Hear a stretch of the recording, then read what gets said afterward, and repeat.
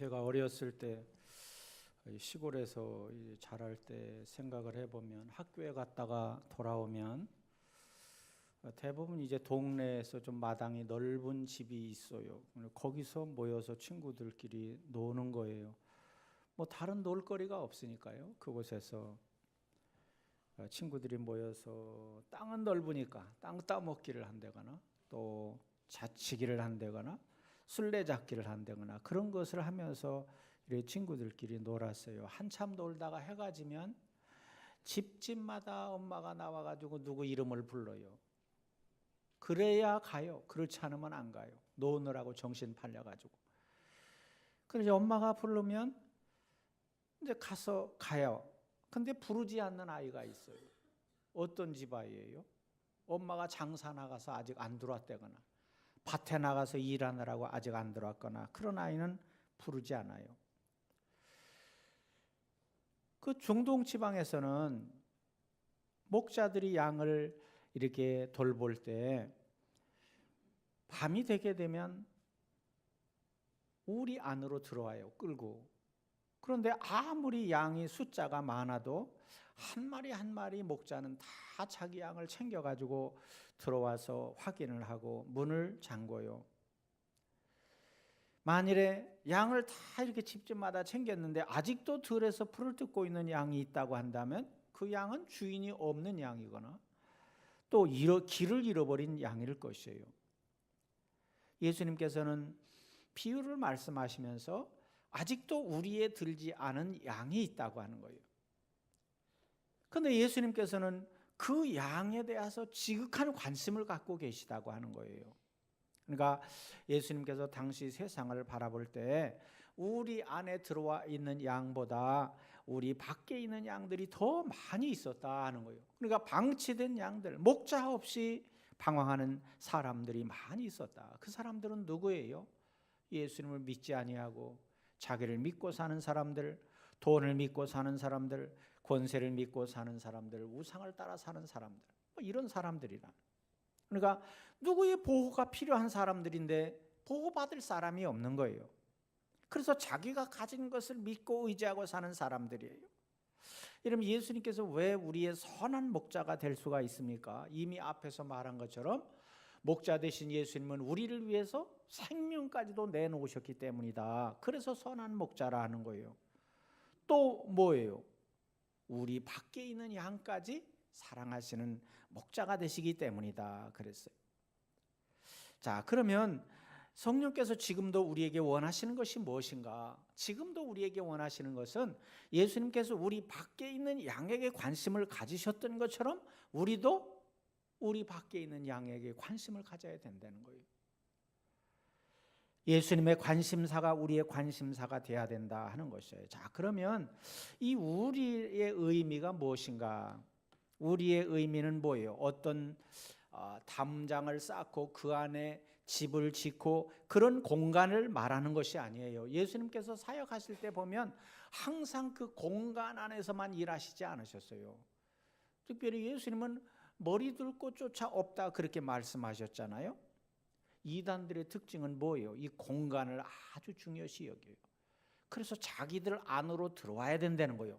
자기들 교회로 와야 구원받는다는 거예요. 자기들 조직 안으로 들어와야 살 길이 있다고 하는 거예요. 그래서요, 이단들의 특징은 막 자기 집을 팔아가지고 다 글이 들어가요.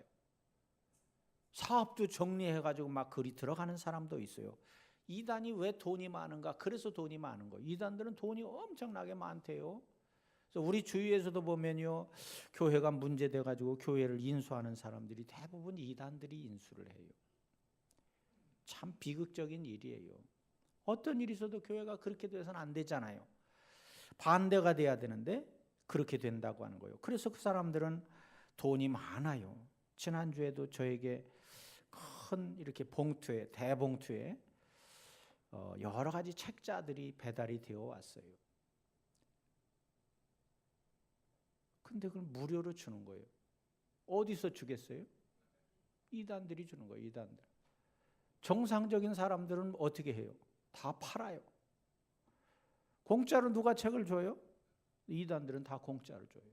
그러니 안산에 있는 나에게까지 그게 왔으니까 틀림없이 이 사람들은 전국에 있는 목회자들에게 다 보낼 거 아니에요. 그 돈이 얼마나 엄청나요.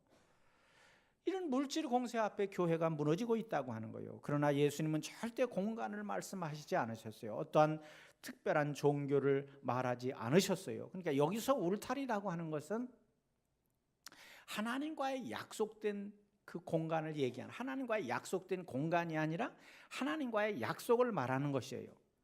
자, 그래서 에베소 2장에 보면 예수 믿고 구원받은 우리들을 말할 때 이렇게 표현했어요. 그때에 너희는 그리스도 밖에 있었고 이스라엘 나라 밖의 사람이라. 약속의 언약들에 대하여는 외인이요 세상에서 소망이 없고 하나님도 없는 자이더니, 우리가 예수 믿기 전에는 예수님 밖에 있는 사람이었다는 거예요. 이스라엘 나라 밖의 사람이라고 하는 거예요. 약속의 언약들에 대해서는 외인이요 손님이요 외인이요 밖의 사람이라 였다는 거예요. 자, 그러니까 여기서 우리를 말하는 것은 하나님과의 언약, 하나님과 맺은 약속을 의미하는 것이다 하는 거예요. 그러니까 그 안에 들어갈 때 우리 안에 들어갔다 이렇게 말하는 것이에요. 믿습니까? 자, 우리가 거래를 하게 되면 서로 계약을 하잖아요. 구두로 하든 뭐 문서를 써서 하든 계약을 하는데, 계약을 하게 되면 쌍방이 의무가 생겨요. 그죠? 의무가 생기고 권리가 생겨요.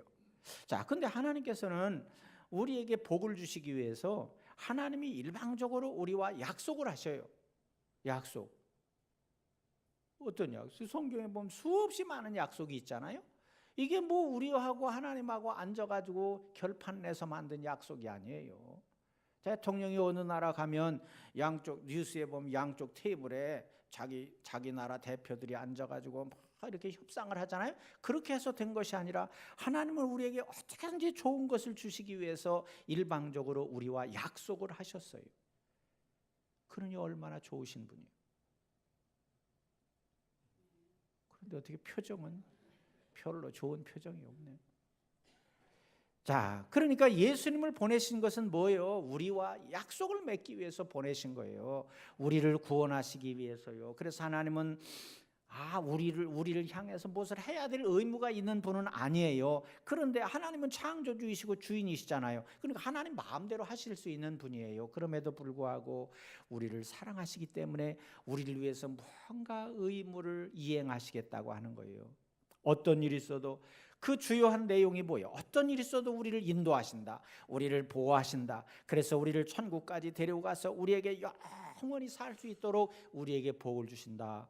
이런 약속을 하신 거예요. 우리가 원해서 하신 것이 아니에요. 그러니까 여러분, 대한민국 국민으로 태어나게 되면 국민으로서 해야 될 의무가 있고 국민으로서 누려야 될 그런 권리가 있잖아요. 그래서 뭐 우리가 세금을 낸다거나 또 남자들 같으면 국방의 의무를 진다거나 그런 것은 우리가 해야 될 의무예요. 그리고 국가에서는 우리를 어떻게 해줘야 돼요? 우리를 보호해 줘야 돼요. 그렇잖아요. 그래서 우리 국민 한 사람이 만약에 외국에 가서 무슨 일이 생겼다 그러면 막 대사를 파송하고 이렇게 해서 진상을 조사하고 그러잖아요. 이게 다 국가에서 해야 될 책임이기 때문에 그렇단 말이에요. 그러니까 오늘 우리는 국가라고 하는 울타리 안에 있는 거예요. 그래서 이 나라에서 우리를 보호해 주게 되는 것이에요. 그런데요, 우리나라 안에 있어도 보호를 받지 못하는 사람들이 있어요.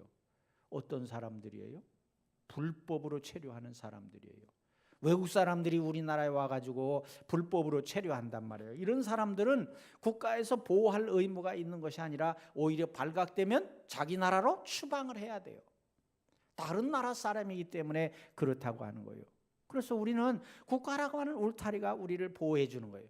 학생은 학교라고 하는 울타리가 그 학생을 보호해 주는 거예요. 직장인은 직장이라고 하는 울타리가 보호해 주고, 또 가족은 가정이라고 하는 울타리가 우리를 보호해 주는 것이에요. 얼마 전에 안타까운 일이지만 저 개성공단에서 일하던 기업들이 다 철수를 했잖아요. 그러니까 당장 뭐 직장이라고 하는 울타리가 없으니까 거기에 속해 있던 사람들이 많은 어려움을 겪고 있다고 하는 것을 우리가 뉴스를 통해서 보았잖아요. 여러분 이와 같이 인생에도 울타리가 있어요. 우리 인생에 울타리가 있어요. 그런데 우리가 그 튼튼한 울타리 안으로 들어가야 돼요. 그게 뭐냐? 예수님과의 언약으로 이루어진 울타리예요. 하나님께서 우리에게 만들어주신 그 울타리예요. 그 안에 들어가게 되면 하나님의 안전한 보호하심과 인도하심이 있다. 그래서 우리는 영원한 생명을 누리는 복을 누리게 되는 줄로 믿습니다. 그래서 우리가 울타리 안으로 들어가야 된다. 거기가 가장 안전한 곳이다 하는 것이에요. 자, 그러면 여기서 다른 양들이 있다. 예수님 말씀하신 다른 양들은 뭐냐? 자, 다른 양들은 예수님 당시로 말하면 유대인들은 우리 안에 있는 양이라고 한다면 다른 유대인을 제외한 모든 이방 세계의 교회, 모든 이방에 있는 나라들은 다 울타리 밖에 있는 양이에요. 그 안에는 여러분도 포함되어 있는 거예요. 자, 당신은 제자들이 생각할 때 아브라함의 혈통을 이어받은 유대인들만이 우리 안으로 들어와야 될 양이라고 하는 그런 고정관념에 아주 빠져 있었어요. 그러나 예수님은 유대인들만이 내 양이 아니라 밖에 있는 양도 내 양이다. 그렇게 말씀하고 있는 거예요. 그러니까 자, 이방인 가운데서도 예수님의 양이 있다 하는 거예요. 물론 우리 안으로 양을 이끌어들이는 데는 순서는 있어요. 순서는 유대인들이 먼저 들어가야 돼요. 왜 그러냐? 하나님께서 유대인들을 제일 먼저 선택하셨기 때문에 그래요. 그 선택을 하셨는데 왜 그들을 먼저 선택하셨다 그랬어요? 모판으로 삼기 위함이다 그랬죠. 모판 말고는 뭐로 비유를 해야 되나? 묘목장? 그러니까 모판만 사랑하시는 것이 아니라 전체를 다 사랑하는데 모판에서 뭐를 잘 키워가지고 세게 이렇게 심기 위한 그런 뜻이 있다고 하는 거예요. 믿습니까? 지금도 시골에 가면 모판이 있을 거요. 모짜리라는 게 있잖아요. 모짜리 있죠? 지금은 또 뭐 달라져서 그런 게 없어졌나? 옛날엔 그런 게 있었어요. 그래서 아무리 넓은 논이라고 하더라도 모판에서 모를 쪄가지고 다 이렇게 모를 심는 거예요. 마찬가지예요. 복음도 이 유대 나라 이스라엘이라고 하는 나라를 하나님께서 모판으로 삼으셔서 거기서 예수님이 오셔서 제자들을 삼고 거기서 복음을 가르치고 그렇게 해서 어떻게 해요? 그들을 다 이렇게 세상으로 보내는 거예요. 그래서 복음을 온 세상에 전하게 하셨다 하는 거예요. 그러니까 그런 순서는 있을지라도 다른 이방 나라도 다 구원받아야 될 내 양이다. 예수님이 지금 그렇게 말씀하고 있는 것이에요. 여러분 그런 사랑 때문에 여러분도 구원받은 줄로 믿습니다. 그러니까 우리 밖에 있는 양에 대해서 말씀하고 있는 것은 그 당시에 다른 나라에서 살고 있던 사람만이 아니라 2000년 후에 태어날 우리들도 그 안에 포함이 되어 있다고 하는 거예요. 그러니까 여러분 그 사랑이 얼마나 놀랍습니까? 여러분 부모가 됐다고 한다면 자식이 태어나기 전부터 부모는 그 자식을 사랑하는 거잖아요. 엄마가 뱃속에 자식을 갖고 있으면서 그때부터 사랑하는 거잖아요. 그래서 그냥 이렇게 그리면서 내 아이가 태어나면 어떤 아이가 태어날까, 이 아이를 태어나면 어떻게 키울까 다 이렇게 관심을 가지고 있잖아요. 마찬가지예요. 예수님도 2000년 후에 아니 앞으로 태어날 그런 모든 사람들까지도 마음속에 그리시면서 너희는 나의 양이다. 너희는 나의 인도함을 받아야 된다. 그렇게 말씀하고 있는 것이에요. 믿습니까? 지금도 이 세상에서 죄악의 파도를 타며 살고 있는 많은 사람들이 노골적으로 예수님을 거부하고 있어요. 목자의 음성을 외면하고 있어요.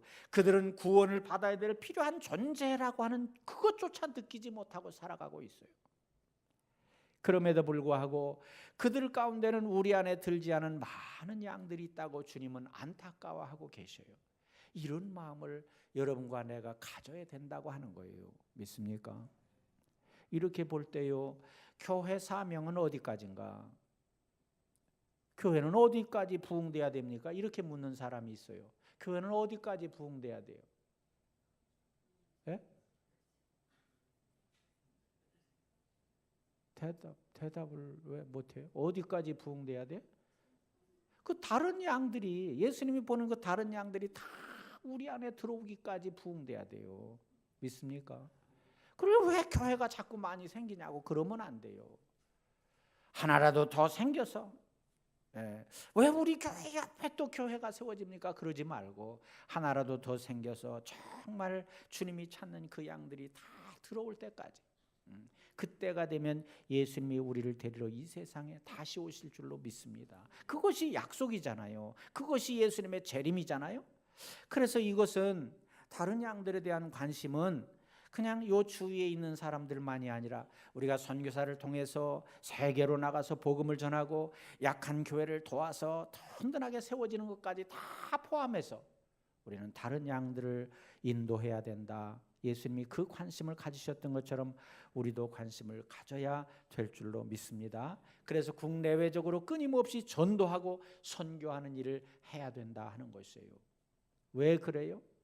예수님이 그걸 원하시기 때문에 그래요. 믿습니까? 목사가 원하기 때문이 아니에요. 교단이 원하기 때문이 아니에요. 예수님이 원하시기 때문에, 하나님이 원하시기 때문에 우리는 힘들고 어려워도 그 일을 계속해야 된다 하는 것이에요.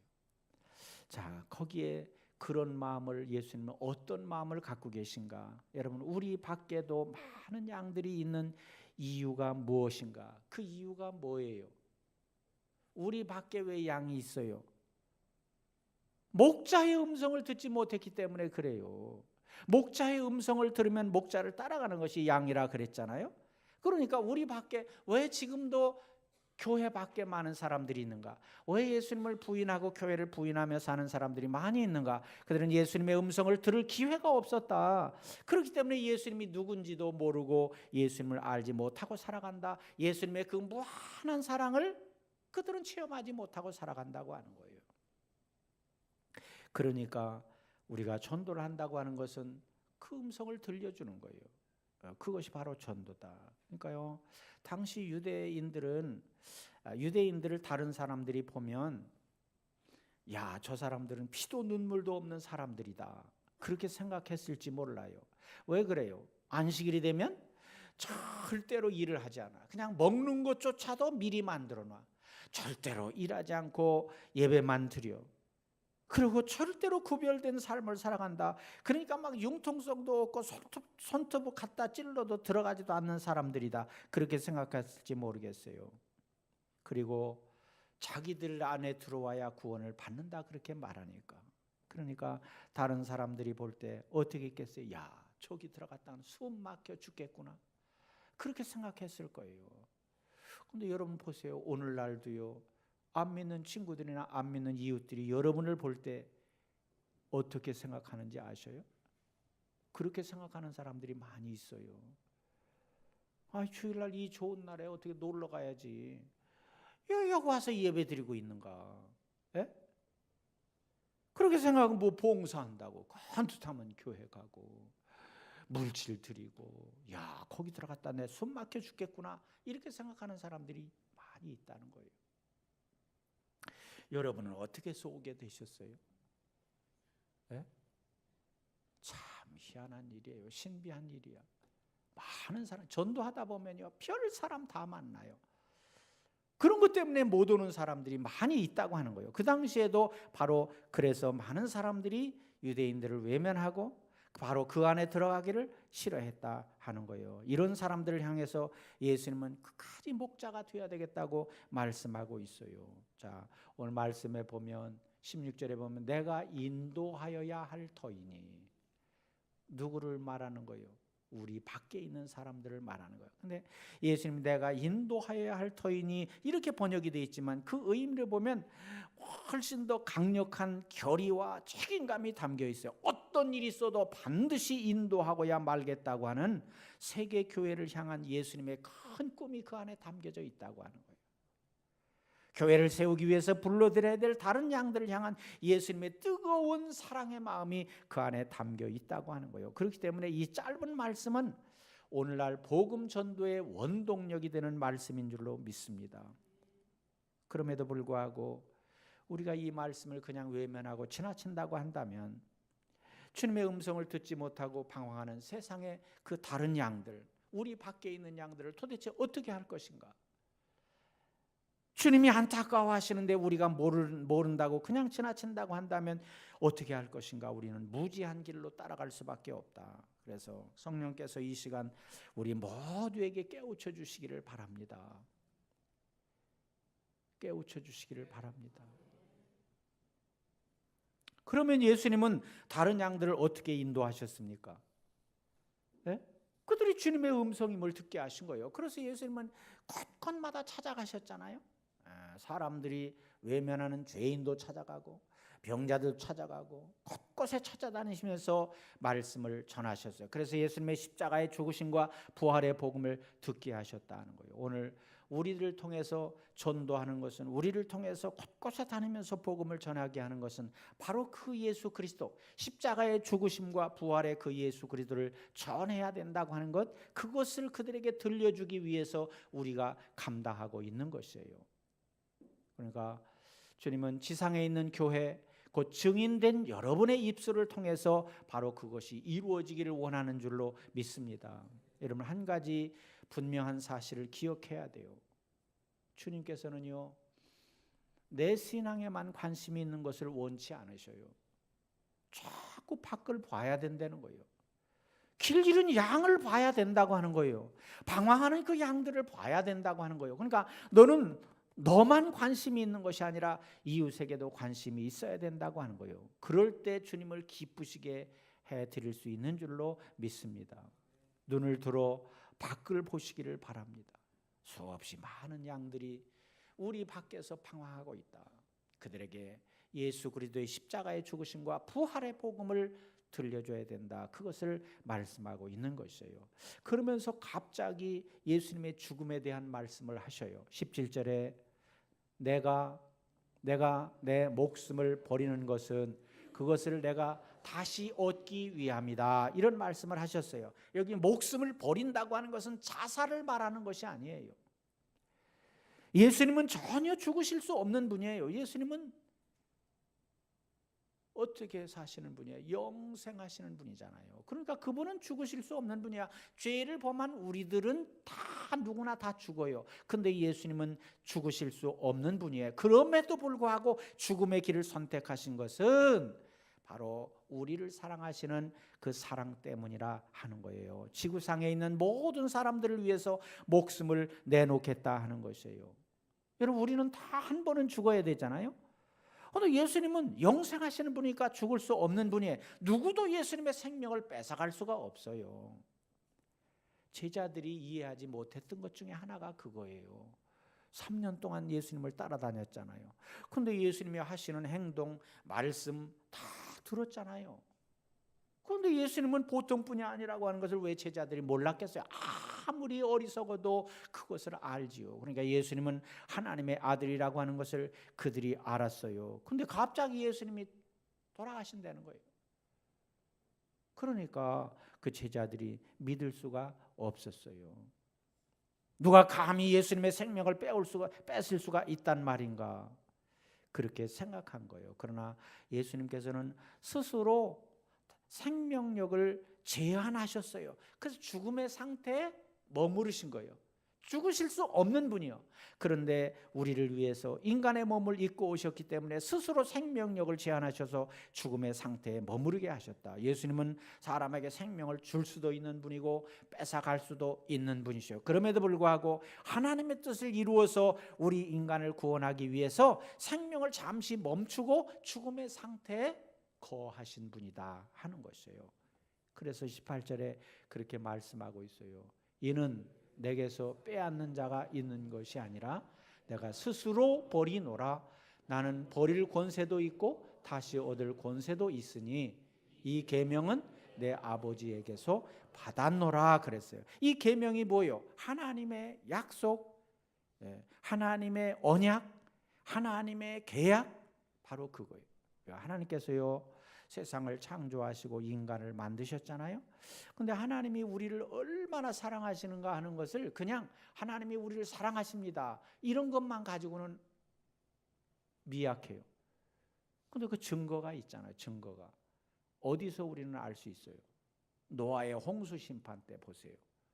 노아의 홍수 심판 때 우리 마음에 어떤 것이 와 닿아요? 노아의 식구 8식구만 구원하고 방주에 있는 8식구만 구원하고 나머지 사람은 어떻게 했어요? 나머지 사람뿐만이 아니요, 천지를 다 물로 심판했잖아요. 이건 다른 말로 하면 뭐예요? 세상을 8생명과 바꿨다, 그런 얘기예요. 그러니까 하나님이 얼마나 사람을 사랑하셔요. 얼마나 사람을 귀하게 여기시냐고. 그러니까 하나님의 모양과 형상대로 우리를 만드셨기 때문에 우리를 얼마나 귀하게 여기시고 얼마나 우리를 사랑하시는가 하는 것을 단적으로 볼 수가 있잖아요. 믿습니까?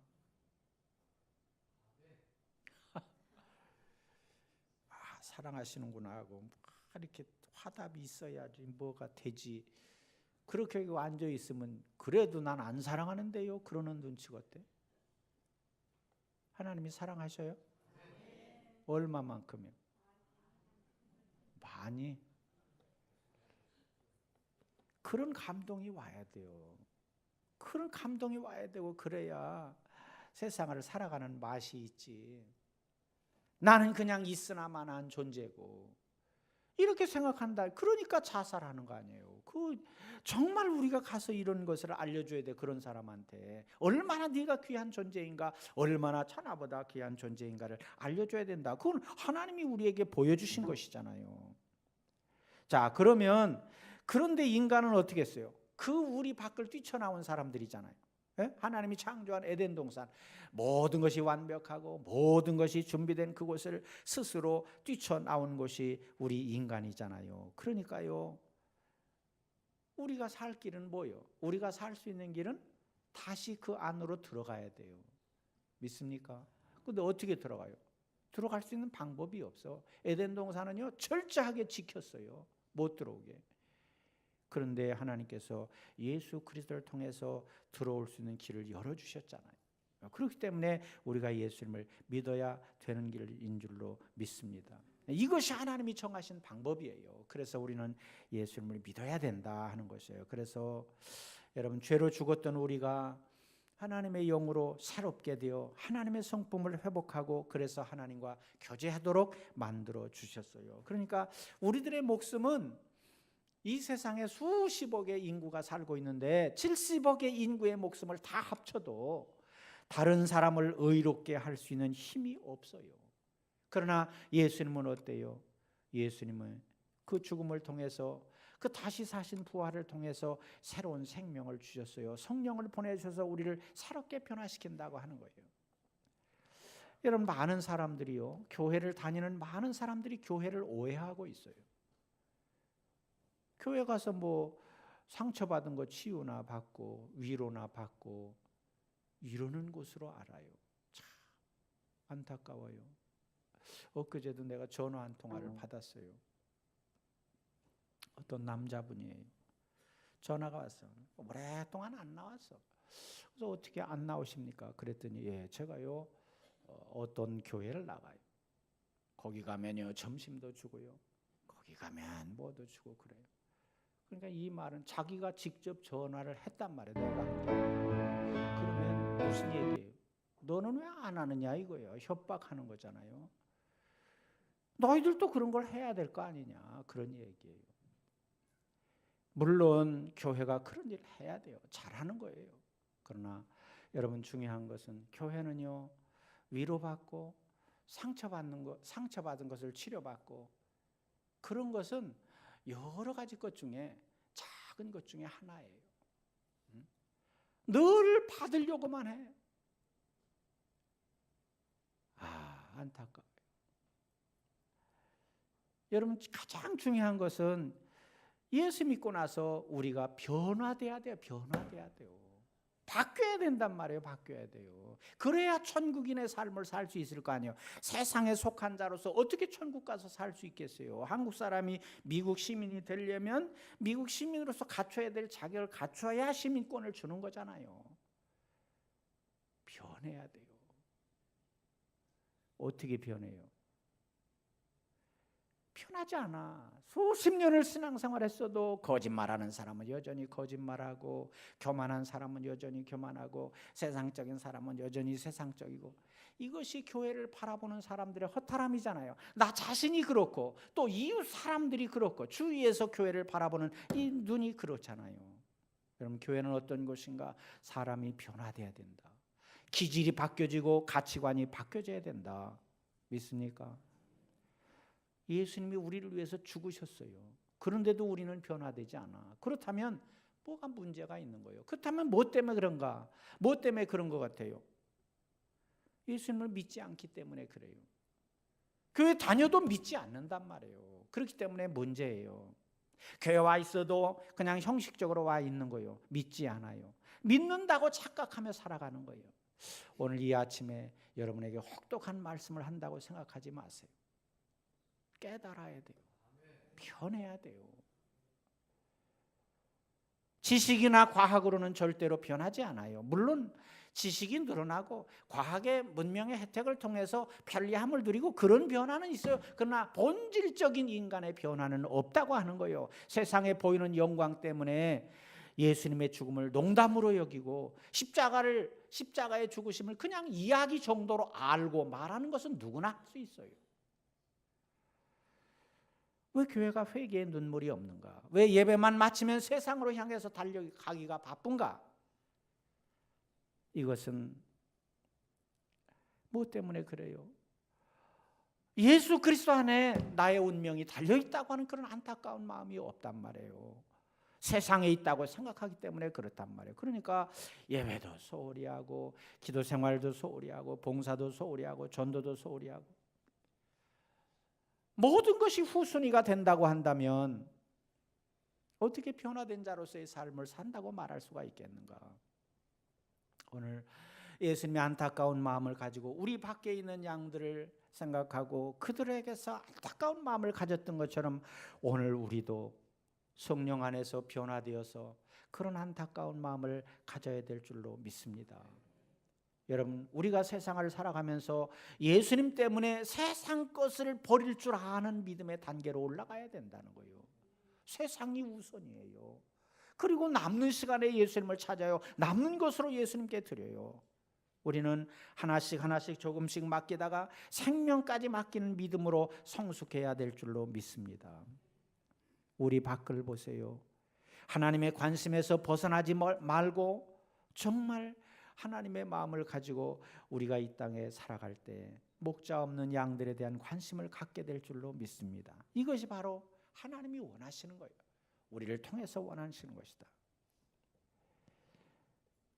우리 밖에 있는 양들에 대한 목자의 관심, 이것은 바로 예수님께서 세상 사람들에 대한 관심이었어요. 사랑이었어요. 그에 따라 우리도 세상을 향한, 세계를 향한 선교의 꿈을 불태우는 그런 교회와 성도들이 되어야 될 줄로 믿습니다.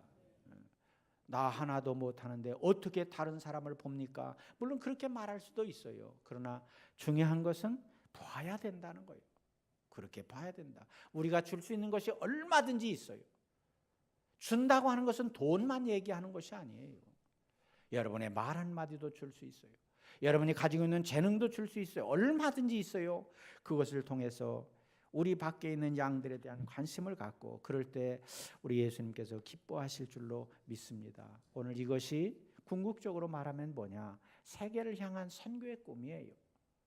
오늘 우리 교회는 감사하게도 선교에 대한 말씀을 많이 해요. 여러분이 많이 듣잖아요. 많이 듣지요? 제가 남의 교회를 이렇게 얘기하면 안 되는데 선교의 일로 저기 경기도 우리 쪽과 다른 쪽에 있는 지역에 교회를 갔어요. 교회가 참 교회를 잘 지어놨어요. 한 7층 건물 되나 봐요. 교회가 넓어요. 대지가 1000평이라고 그랬나? 1000평인데 뭐 주차장 뭐 이런 데까지 농사도 지어요. 땅이 있어가지고 넓어요. 근데 내가 참 안타까웠던 게 있어요. 선교를 위해서는 단 한 푼도 안 써. 왜 안 합니까? 그랬더니 무슨 일이 자꾸 생긴대. 그래서 막 이렇게 교회를 늘리고 새 것으로 바꾸고 또 뭐 어디에다 뭘 사고 이런 일로만 이렇게 쓴다는 거예요. 그래서 내가 그분에게 한참 선교에 대한 말씀을 했어요. 그 목사님인데 목사님한테 조심스럽잖아요. 근데 내가 선교에 대한 이야기를 해요. 그러면서 내가 느낀 것이 그거예요. 이런 일들을 더 많은 사람들을 만나서 전해야 된다. 그런 생각을 했어요. 우리 교회를 위해서 일하는 것도 일이지만 그렇잖아요. 우리는 우리 교회만이 우리가 해야 될 일은 아니란 말이에요. 그렇잖아요. 어때요? 여러분은 그냥 내가 여기서만 일하기를 원하시나요? 하나님이 뜻이라고 한다면 우리는 어디든지 가야 될 줄로 믿습니다. 그래서 우리 모두가 예수님의 안타까운 마음을 가지고 세계를 향해서 꿈을 펼치는 우리 모든 가족들, 딴 사람은 몰라도 우리 가족들은 다 그런 마음으로 풍성하기를 바랍니다. 그래서 우리 주님을 기쁘시게 해드리고 또 그런 복을 받는, 그래서 주님께서 주시는 복을 받는 여러분들이 다 되시기를 주님의 이름으로 축원합니다. 기도하겠습니다. 말씀을 기억하면서